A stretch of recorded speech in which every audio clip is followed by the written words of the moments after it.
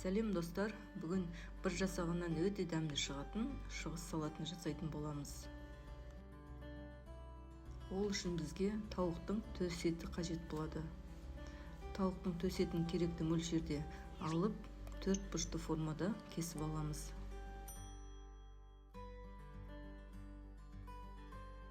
Ыдысымызға салып маринадтайтын боламыз. Тауық төс етінің үстіне кукуруз крахмалын, паприка, тұзымызды, сарымсақ және сұйық майымызды қосып, барлығын араластырамыз.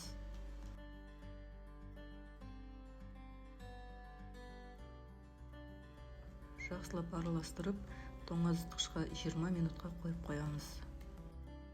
Баклажанымызды орташа көлемде кесіп, маринадтайтын боламыз.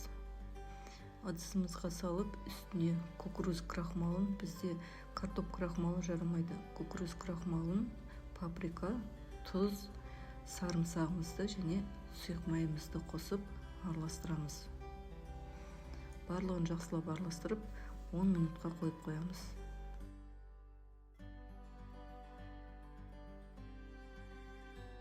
Жиырма минут маринадталған тауықтың төс етін құрғақ ыдысымызға орташа отта 10 минутта қуырып аламыз.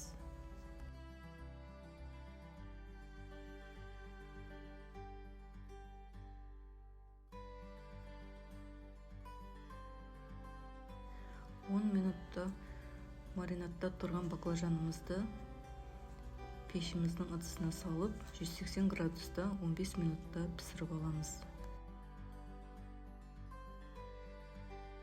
Бізде тауық төс еті әдемі қуырылып жатыр. Енді қызанағымызды кесіп дайындайтын боламыз. Қызанағымыздың көлемін баклажанның көлеміндей бір формада кесеміз.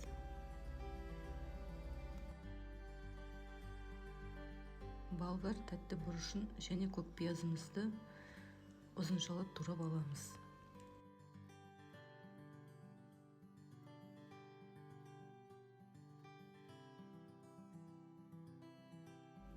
Салатымызды жинайтын боламыз. Ыдысымызға қызанағымызды, көк пиязымызды, тәтті болгар бұрышын, дайын болған баклажанымызды және тауық етін қосамыз.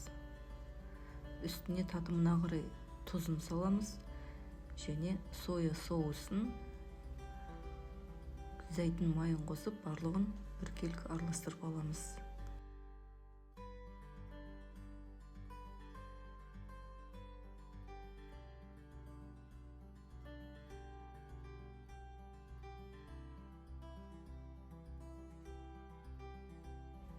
Салатымыз дайын болды. Салатымызды ыдысымызға салып, бетіне күнжіт себеміз. Ас болсын.